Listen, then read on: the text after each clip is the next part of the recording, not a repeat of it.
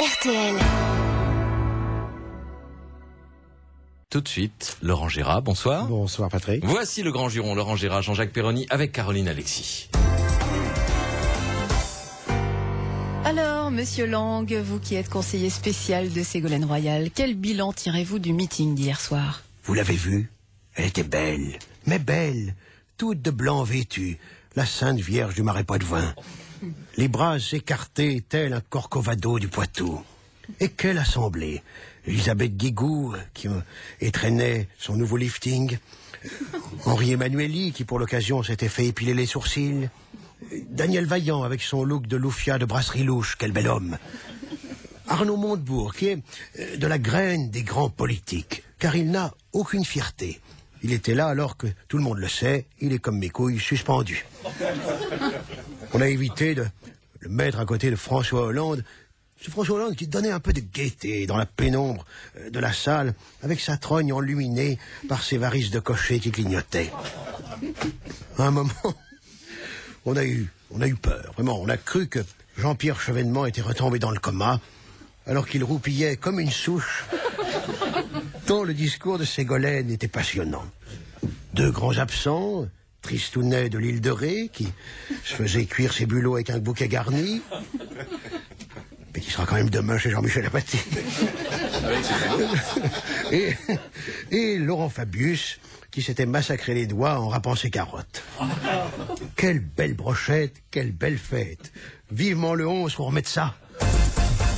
Lionel Jospin, vous avez eu des échos de la prestation de Ségolène Royal?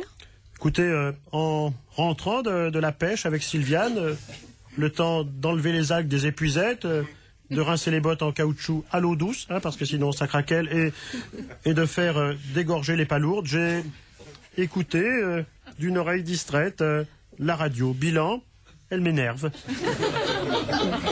J'ai pas envie de dire du mal, mais quand même, ça craint. Avec son programme, on va finir comme le Venezuela. Elle se rase pas pendant 2 jours, elle ressemblera au président Chavez. Et il n'aura plus qu'à aller à Cuba prendre la température de Fidel Castro et le tour sera joué. J'ai toujours pas envie de dire du mal, mais quelqu'un qui accuse les grands médias, mais qui, dès qu'elle a quelque chose à dire, l'étale dans Paris Match, ça me fait bien rire. Conclusion de tout ça, et vraiment toujours sans dire du mal, elle m'énerve.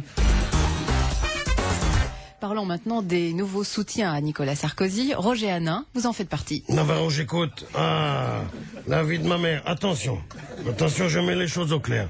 Au premier tour, je vote Coco, je vote Marie-Georges. Parce que, avec la voix de son mari, celle de sa concierge et la mienne, ça lui fera au moins 3 voix, la pauvre femme. Maintenant, au deuxième tour, pas de grand pardon. Raymond Betoun, il vote Sarko. Parce que la reine du Chabichou, ça a beau être la fille cachée de feu mon beau-frère. Elle a hérité des dents, mais pas de la cervelle. Et puis, il faut bien l'aider, le petit Nicolas. Putain, il a pas la baraka, question soutien. La Skoumoun, Doc Gynéco, un rappeur à 2 neurones à moitié camé. Et Tapi, l'affairiste de l'OM. Dans un Navarro, ces deux-là, à la première bobine, ils étaient déjà en tôle. Alors que moi, Navarro, il vote Sarko. Mais Raymond Betoun, il fait pas ça gratuitement. En retour, il attend un poste au gouvernement. Tiens, ministre de la fonction publique. Parce que dans Navarro sur TF1, un fonctionnaire qui a 81 ans travaille encore, il n'y a qu'à la télé qu'on peut voir ça. Johnny Hallyday, ça fait longtemps que vous soutenez Nicolas Sarkozy. Oui. Et là, depuis mon chalet de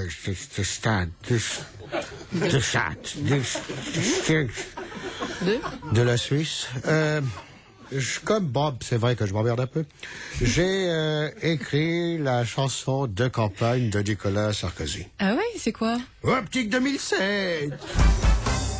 Dans Le Parisien d'aujourd'hui, nous apprenons que l'on envisage de construire des chalets pour les sans-abri du canal Saint-Martin. Vous êtes séduit, Bertrand Delanoë?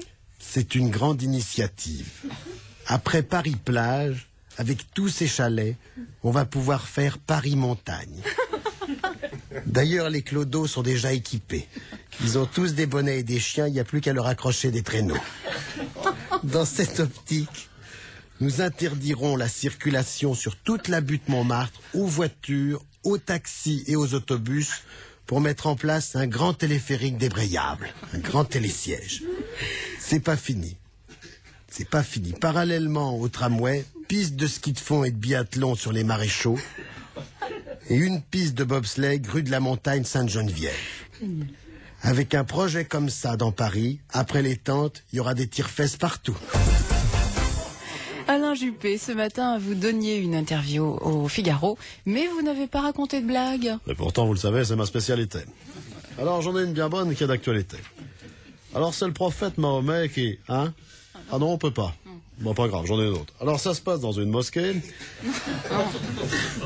Il y en a un qui a pas enlevé ses pompes, hein. Et alors, il y a un barbu en régie qui me dit qu'on peut pas non plus. Bon, bah, jingle.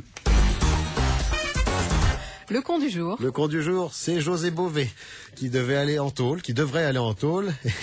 Et tout ce qu'il trouve de mieux à faire, c'est tenir son premier meeting à Aubagne.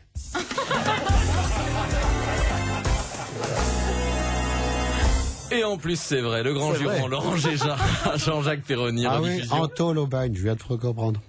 Les meilleurs moments. Mais nous aussi. Moi aussi. Les meilleurs moments demain à 9h30 sur RTL et prochain épisode en direct à 18h.